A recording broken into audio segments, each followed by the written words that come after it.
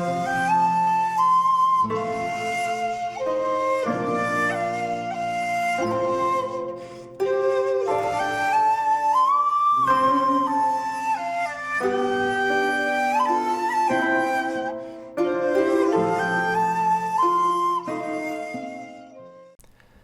there, this is Solitary Ronin from Solitary Ronin Films, and welcome to another box set battle.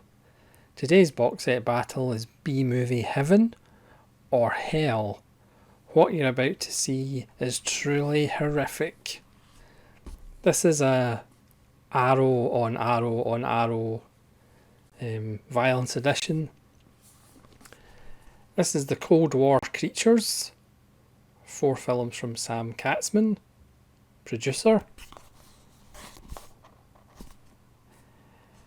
versus Weird Wisconsin, the Bill Rebane collection,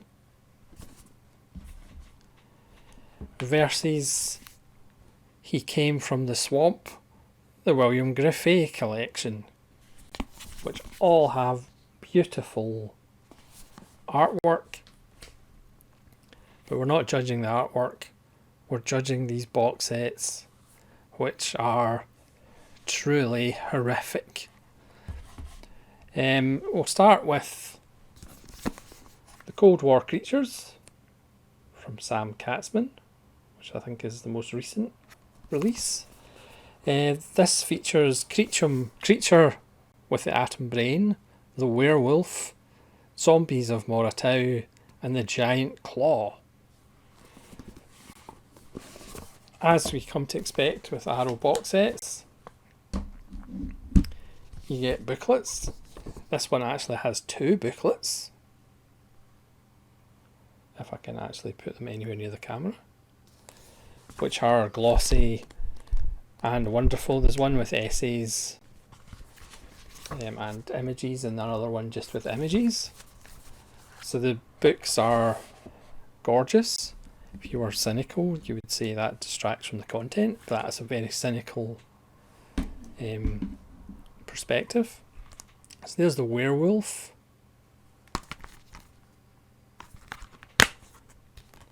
And you get reversible artwork. The Werewolf has all these 4 films have an introduction by Kim Newman.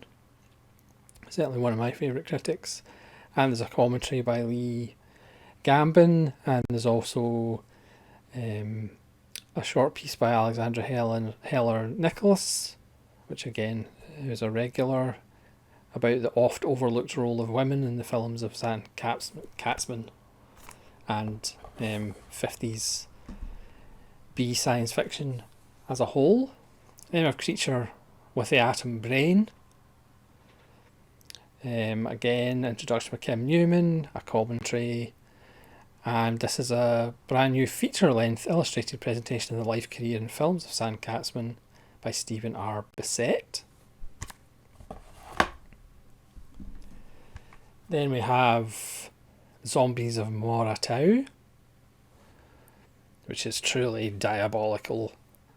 An introduction by Kim Newman, a commentary by Kat Ellinger, and Atomic Terror, Genre and Transformation, a brand new visual essay about the intersection of mythical horror creatures and the rational world of science. And finally we have the Giant Claw, flying beast out of prehistoric skies. A blood-curdling bird from beyond this earth. Truly horrific. Kim Newman introduction, there's a commentary, and Family Endangered, a brand new visual essay examining the theme of Cold War paranoia in monster movies. So that's Cold War Creatures.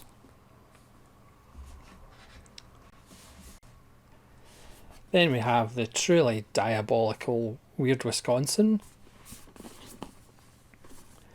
Again, a sumptuous box with a hardback book. Again, disguising the contents of the, not going down there. Again, wonderful essays,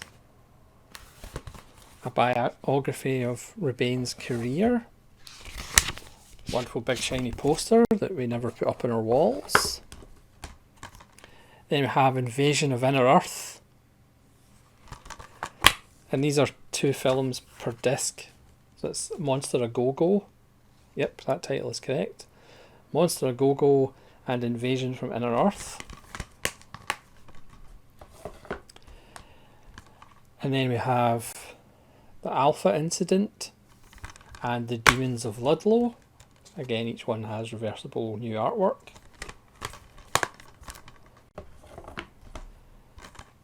We then have The Game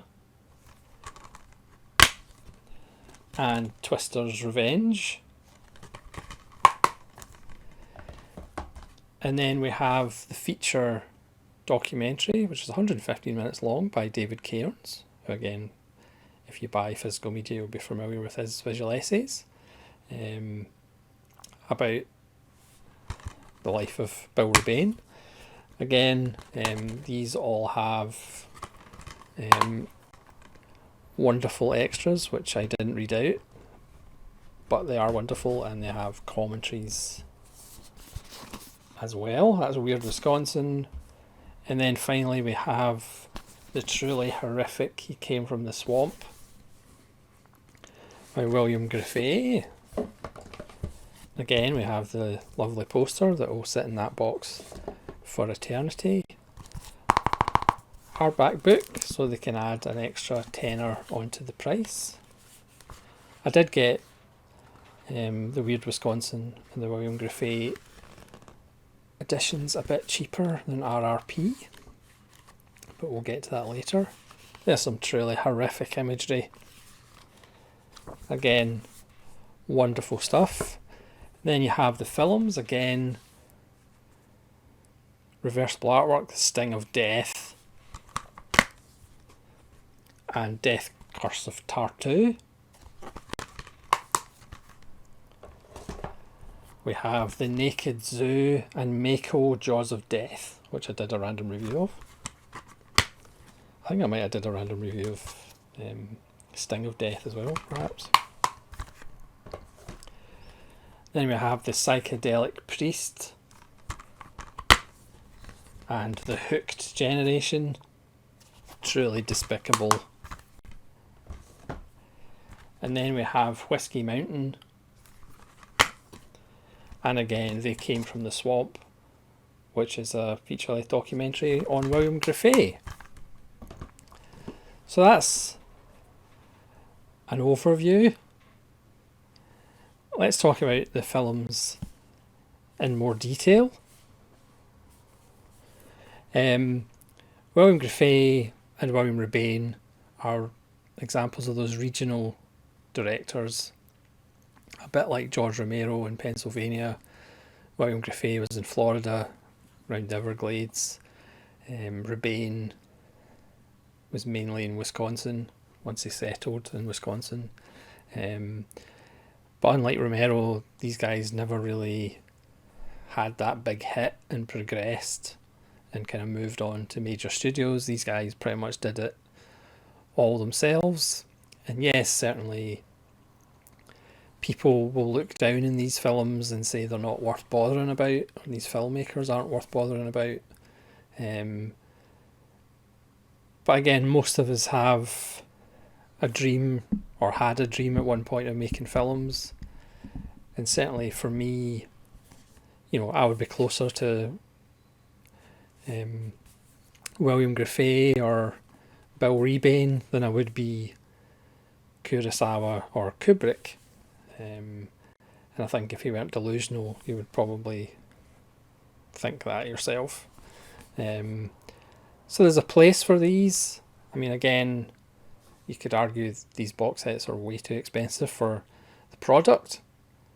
But if you're in a certain mood, and certainly the extras in some of these are really amazing, which I'll get to. But He Came from the Swamp. So you get Sting of Death, which is, I mean, all these films are low budget, but there's a charm to most of them. Sting of Death, about experiments by a crazy scientist involving a jellyfish man. It's a wonderfully moving story. Death Curse of Tartu, about a death curse of Tartu, who can change into various forms and shapes and animals. There's a moving fight with a snake. The Hook Generation is about, and the Psychedelic Priest, is about the terrible horrors of drug addiction. The Naked Zoo is just terrible. Mako Jaws of Death with Richard Jekyll is somebody who wants to protect the Mako shark, even though they also didn't film with Mako sharks, because Mako sharks are quite angry. That's, along with Sting of Death, that's the gem on this set. It's quite moving and amazingly shot. Whiskey Mountain is about a mountain made of whiskey, and it's got a wonderful interview. I mean, all of these films have introductions by William Griffey, because it's a great thing about this set and the William Rebane set is the fact they're both still alive, so they can still talk about their films, which is good. And it's kind of nice that even in their later years they are getting some respect, whether you like their films or not, or whether you agree with they should be released on Blu-ray or not. Because these guys, or whatever their motivation is, and most of the time it was to make some money, it's nice to have their lifetime's work actually recognised, because for a lot of these years they've been completely ignored. I certainly didn't know who they were. And in Bill Rebane's case, the feature-length documentary is just spectacularly good by David Cairns. It's actually moving. And it starts with David Cairns asking critic and filmmaker Mark Cousins if he was talking about the story of film, where would he put Bill Rebane? And Mark Cousins goes, "Who's Bill Rebane?" Which sets it off on a brilliant tone. I would say, well, we'll get to that. The Alpha Incident is pretty much a Quatermass rip-off.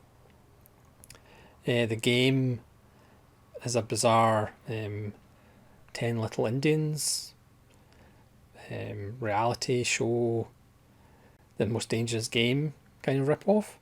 Invasion of Inner Earth is kind of an invasion of the body snatchers from within.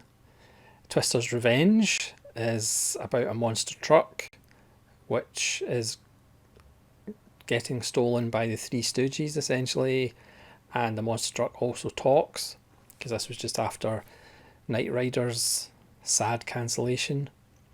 We have Monster of Go-Go, which is his debut. We have Demons of Ludlow, which is a bit like The Fog. And then we have David Cairns' Who is Bill Rebane, which is an absolutely wonderful documentary about his life. An immigrant to America. He at one point he was offered a contract with Sam Arkoff from American International Pictures, and turned him down because he didn't think the script was any good. And as he says, that completely could have changed his career entirely. At one point he was offered Alligator, which eventually went to Louis Teague, but he never agreed to terms on that. His big hit was Attack of the Giant Spiders, which only had one spider, which was a Volkswagen dressed up to look like a spider, which actually finished 42nd in the box office that year, in between Antonioni's The Passenger and Picnic at Hanging Rock. But again, Rebane never quite had that hit that propelled them, even though it's a sad story, because most of these films did actually make money, but generally distributors took all of it, or partners took all of it.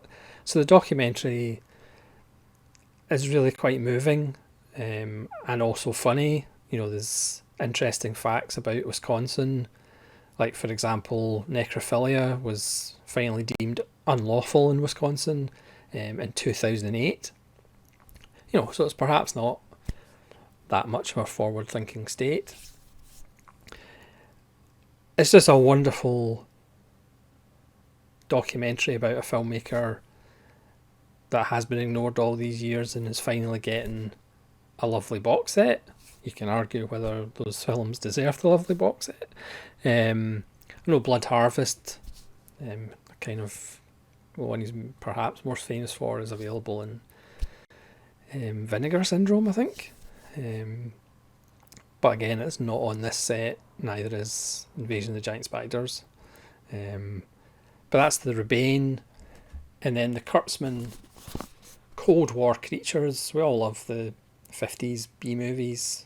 And Creature with an Atom Brain is wonderful. It's about a exiled gangster who teams up with obviously an Austrian scientist, not a German scientist, an Austrian scientist, and he brings back corpses, which is harder to say than I thought it would be, to take revenge on the gangsters that set him up.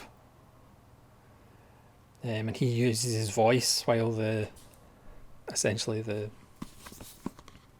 zombie gangsters or zombie dead bodies are attacking his foes. And then you have the werewolf, which again is just a wonderful little film. The character who is the werewolf is just dropped into this small town. We don't get any backstory, we don't get any exposition. But again, he's been experimented on after a car accident by a couple of doctors. And as a werewolf, again, it's that Lon Chaney cursed, tragic figure rather than a monster. Some nice transformations. Some really nice work as far as use of light. It's actually like a noir. Zombies of Maratau. I mean, this set is actually quite influential. You can kind of see it projecting into the future, because Zombies of Maratau is essentially Lucio Fulci's Zombie Flesh Eaters. It's just about every Italian zombie film of the 70s. It's kind of treasure hunters go to this small island to get some gold or some hidden treasure and get attacked by zombies, but they're quite interesting zombies. But it is essentially zombie flesh eaters. And then we have the Giant Claw, which is essentially Larry Cohen's Q the Winged Serpent from the 70s. There's no way Larry Cohen didn't see the Giant Claw. But the Giant Claw does contain one of the greatest performances of all time. And yes, I'm being sarcastic. It's the professor who they go to obviously advise how to take down this giant claw that's terrorising men, women and children and cattle and trains and cars because it feeds off energy. His performance is just outstanding. His delivery is just incredible. His looks, his glances, it's almost worth buying the set just for his performance in the Giant Claw. It's a stunning painting, a rendition of a professor talking about antimatter and matter. It's just an amazing performance. So with all that being said, how would I rank them and how would I recommend them to you? The answer is, in first place would be the Cold War creatures, 4 films with Sam Katzman. Are these films amazing films? Probably not. But 3 out of the 4 are really, really, really a lot of fun, and Zombies in Maritau is a handful of fun. And again, the influence of them, the special features with the visual essays on 50s B movies is absolutely excellent. Introductions by Kim Newman are excellent as usual. If you're into 50s B movies, this is an essential purchase. Again, I would maybe wait until the sale. I'm assuming this isn't out of print. I can't imagine any of these will be out of print anytime soon. But I would probably recommend picking this one up if the 50s B movies are your thing. And I understand there's plenty of people who they are not their thing. Second is He Came from the Swamp, the William Griffey collection. Again, for me, there's only 2 films in this set that I would revisit, to be honest. And that's Sting of Death and Mako, Jaws of Death. Perhaps The Death Curse of Tartu, if you're in a certain mood at a certain time of night and you've had a certain liquid diet. But again, the feature on Griffey and how these guys actually made the films, because again, it's easy to look down your nose at these guys and say, oh, they're not making art house masterpieces. But on their limited budget, if you hear the stories on like the making of Mako, Jaws of Death, for example, and what happened to Richard Jekyll in the first day, how these guys actually made the films got made. How many films have I made? Exactly 0. So you can look down your nose at these guys, but they put a lot of time in their life and their money into these films. Are they going to be remembered as the greatest filmmakers of all time? No, but I think it's worthwhile to give them some credit for actually making these films. And finally, I would probably have Weird Wisconsin, the Bill Rebane collection, in last place in this box set battle. The films are not great objectively. There's maybe, again, only 2 that I would revisit, and that's probably a bit of a stretch. But to be honest, the saving grace is David Cairns' 115-minute documentary, which is actually, it's funny, but it's kind of tinged with a melancholy about just a guy who missed so many chances, was screwed over so many times, but still kept making films, kept doing what he wanted to do outside the system. As he said, if you're an independent filmmaker, it means you're independent of money. He has a wonderful spirit, and again, yes, the films objectively aren't that very good,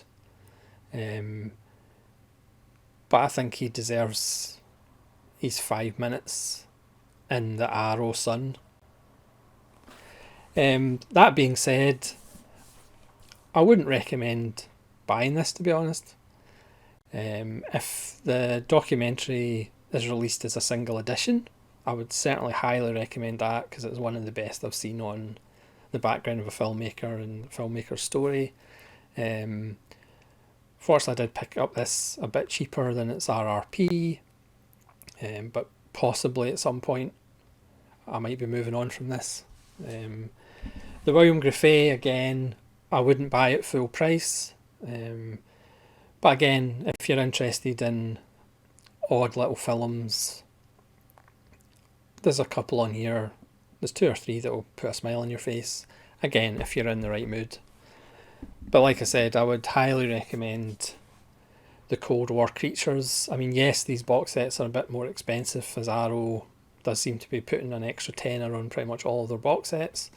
And if they're claiming it's because, the books are glossier or the books have got a hardback, okay, if that costs a tenner per item to actually produce, I would be surprised.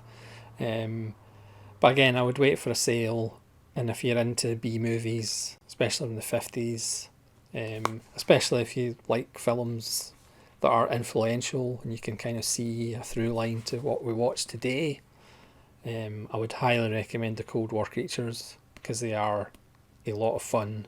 And for the giant claw, you will see one of the greatest acting performances you've ever seen in your life. So that's the box set battle.